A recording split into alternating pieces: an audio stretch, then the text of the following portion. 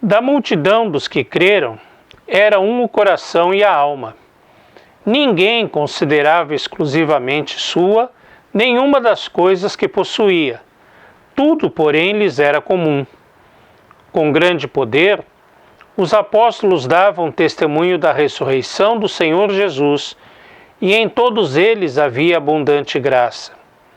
Pois nenhum necessitado havia entre eles, porquanto os que possuíam terras ou casas, vendendo-as, traziam os valores correspondentes e depositavam aos pés dos apóstolos.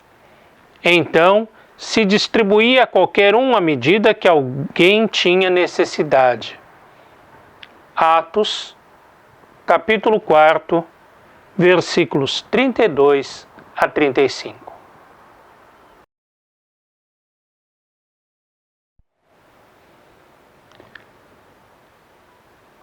No último domingo, nós celebramos o domingo de Páscoa. Relembramos da ressurreição de Jesus, relembramos que, assim como ele ressuscitou, nós também ressuscitaremos com ele um dia. Lembramos e esperamos que temos uma vida depois da morte e que a morte não tem mais vitória sobre nós. Sem dúvida, essa é uma grande promessa, é uma grande esperança ligada à ressurreição. Mas a ressurreição não significa apenas uma promessa para depois da morte. Jesus nos chama a termos vida desde agora, desde aqui. Em uma passagem bíblica, o autor diz para um discípulo: toma posse da vida eterna. Ou seja, a ressurreição tem implicações desde aqui, desde agora. O texto que nós lemos de Atos capítulo 4 exemplifica como a igreja que estava nascendo ali em Jerusalém entendia que era essa vida nova, que essa era a vida ressurreta desde já, desde este mundo, desde esta vida.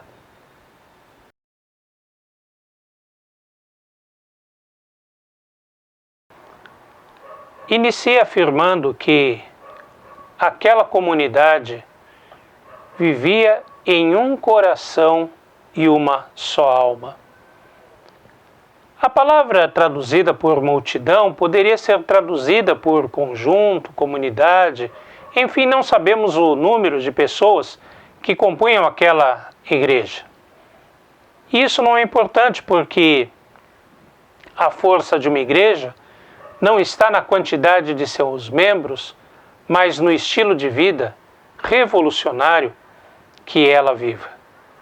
E nesse sentido, o estilo de vida que aquela comunidade estava vivendo era de fato revolucionário, principalmente no contexto do Império Romano e no contexto até mesmo da Judéia do século I, liderada pelas autoridades religiosas do judaísmo, lideradas politicamente e militarmente pelas forças do Império. Aquela comunidade ousava ser diferente. Enquanto o judaísmo se dividia em seitas e em castas, em que se diziam que uns eram mais puros que os outros, uns eram mais amados por Deus do que os outros, e o Império Romano dividia as pessoas segundo a sua categoria econômica, social, ali todos tinham um só coração e alma. Todos formavam uma só comunidade. Todos formavam um só conjunto. Expressavam claramente a unidade de um povo que desde o Antigo Testamento se procurava conseguir, se procurava alcançar.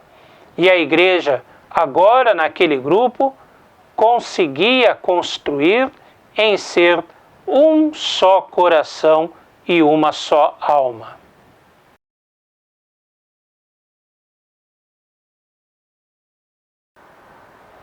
Essa comunhão, essa unidade, esse ter um só coração e alma, expresso logo no início do texto, alcançava uma expressão concreta em que ninguém tinha necessidade de nada, porque se alguém tivesse necessidade, outros que possuíssem bens vendiam seus bens e amparavam aos necessitados. Dividiam tudo, ninguém tinha algo que fosse propriamente seu, mas tudo era de todos.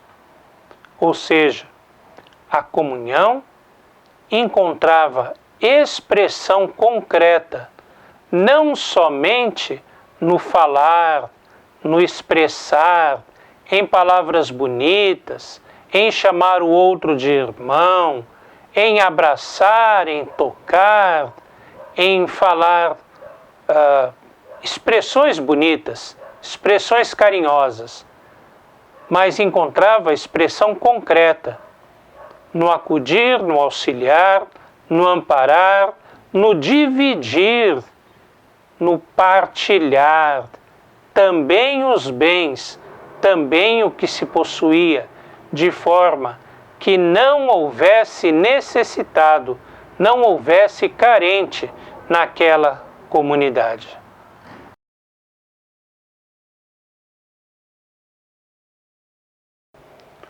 O texto bíblico faz questão de apontar para o fato de que a partilha e a proclamação da palavra andavam juntos. Esse texto do capítulo 4 está na continuidade de dois textos que conhecemos muito bem e que falamos muito deles na igreja. Logo no começo do capítulo 3 de Atos, Pedro e João, ao chegarem ao templo, veem à porta um coxo e o curam. Não tenho ouro nem prata, mas o que eu tenho te dou, em nome de Jesus Cristo, levanta-te e anda. E como repetimos e como falamos deste milagre, da recuperação do doente pela palavra de Deus. Posteriormente, Pedro e João são levados diante das autoridades do judaísmo a prestarem contas com que autoridade curaram aquele homem, porque eles estavam falando em nome de Jesus. E Pedro e João, ousadamente, disseram que importava mais obedecer a Deus do que aos homens, e que eles não podiam se calar diante da presença de Jesus em suas vidas. E como nós falamos, como nós repetimos, como nós pregamos esses textos, em que falam da proclamação da palavra e da palavra que se faz ação na cura daquele coxo, daquele aleijado. Mas a palavra que é proclamada em nome de Jesus, a cura que é feita em nome de Jesus, se expressa também na comunidade, na perfeita comunhão, tanto de palavras, tanto de milagres, tanto de culto, como de bens. Partilha e palavra andam juntos. Não há palavra de Deus se não há o amor de dividir o pão. E o dividir o pão sem a palavra de Deus é algo sem vida, é algo sem sentido. Pão e palavra, proclamação do Evangelho e partilha do pão. As duas coisas andam juntas. As duas atitudes são fruto do Espírito Santo na vida daquela comunidade.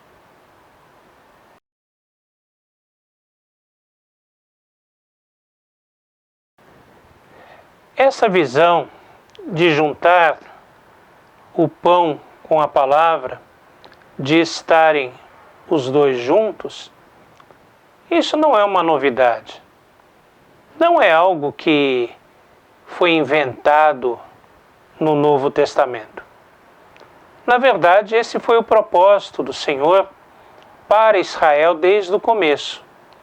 Nós podemos ver nas diversas leis, nas diversas palavras que existem em Êxodo, Deuteronômio, que Deus chamou aquele povo, desde Abraão, para ser um povo livre, um povo em que as pessoas desfrutassem de comunhão e de cuidado com ao menos as necessidades básicas.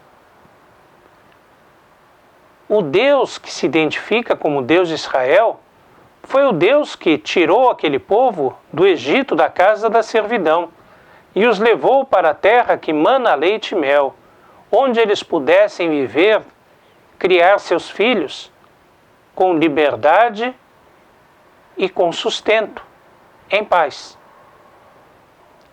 Mas o fato é que, em raros momentos da história de Israel, essa realidade se tornou concreta, ou pelo menos tão concreta, quanto nesta passagem em Atos. E especialmente, naquele momento da história, aquilo significava um modo de vida totalmente diferente daquele que circundava a igreja, fosse pelas instituições econômicas, militares, políticas do Império Romano, fossem pelas instituições sociais e religiosas do templo do judaísmo, com as suas diferenciações, com as suas marginalizações daqueles que eles consideravam menores ou impuros.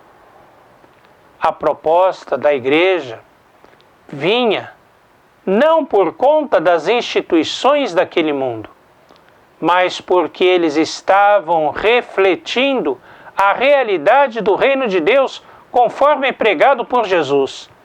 E agora que Jesus morrera e ressuscitara, eles viviam aquela maneira de vida, aquela forma de vida, como expressão da nova vida que Jesus tinha para eles. O proclamar a palavra e partilhar o pão era um fruto da nova vida do Cristo ressurreto, expressa na vida da comunidade, na vida da igreja.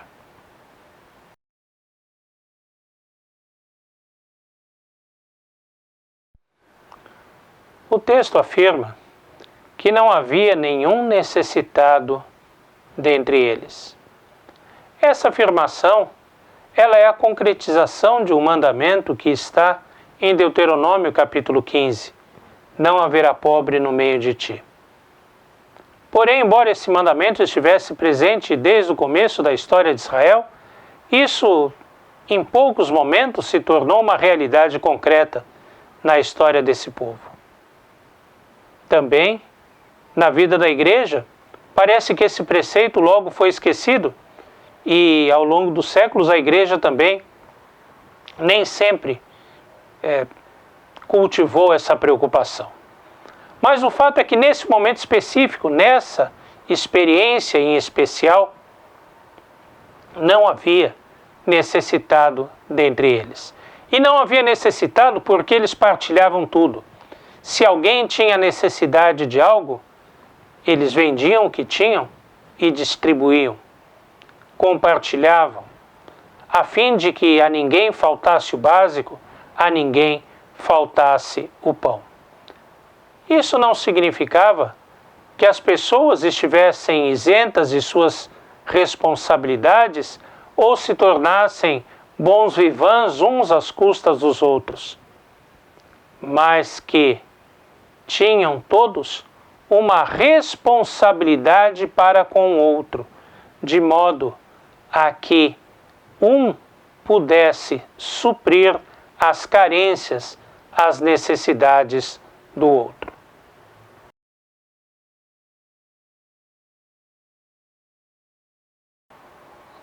Ler essa experiência no livro de Atos é muito inspirador, mas é preciso atenção com a história, atenção com o contexto.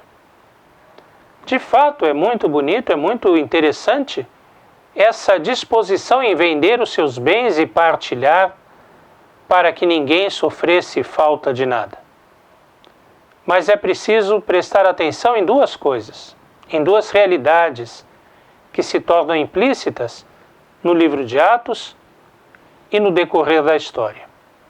Em primeiro lugar, aquelas pessoas, pelo menos em sua maioria, acreditavam que Jesus iria voltar logo. A volta de Jesus seria iminente. Portanto, desfazer de suas propriedades, desfazer de seus bens e partilhar o pão era uma coisa que não tinha muita importância, porque aquelas propriedades logo não serviriam de nada, pois o reino de Deus se instauraria e aquilo tudo ficaria para trás. As pessoas achavam que aquilo que elas estavam simplesmente consumindo dos seus bens, na forma de alimento, era apenas por um curto espaço de tempo, a fim de que pudessem esperar pela volta de Jesus em oração, em esperança, e quando ele chegasse, elas estarem atentas à sua volta. O outro motivo, a outra observação que precisamos fazer de caráter histórico é que essa situação levou, em parte, é uma das causas, mas não a única, a que a igreja de Jerusalém sofresse, tempos depois, uma situação de empobrecimento tão grande que foi preciso que as outras igrejas cristãs de todo o mundo promovessem uma coleta, uma grande coleta mundial, para socorrerem os irmãos de Jerusalém que estavam necessitados.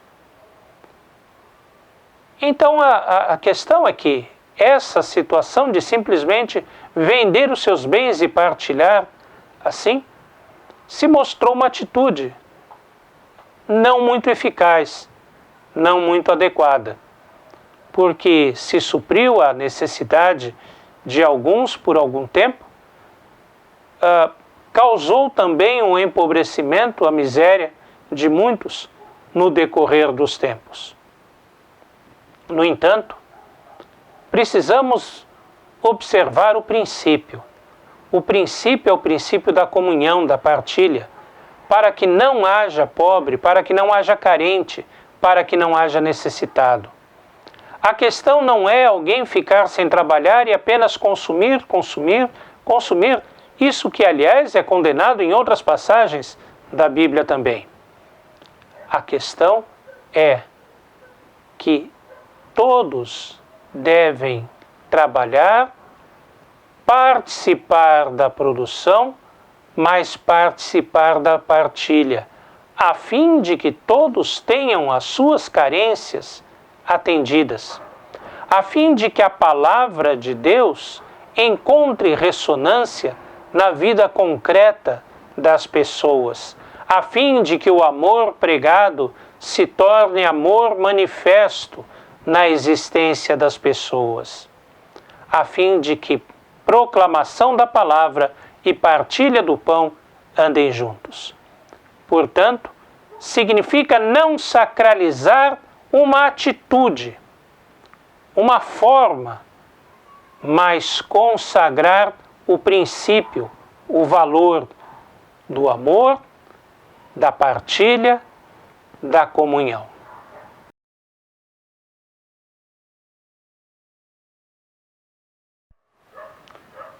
A leitura de um texto como este de Atos, junto com outros textos da Bíblia, pode levar algum desavisado ou algum mal intencionado a querer associar esse texto com algum tipo de regime político existente ou imaginário na face da terra. Isso é uma grande bobagem, um grande erro, porque afinal o texto está tratando da vida da igreja que expressa a ressurreição de Jesus. A vida ressurreta de Jesus, feita concreta na vida da comunidade.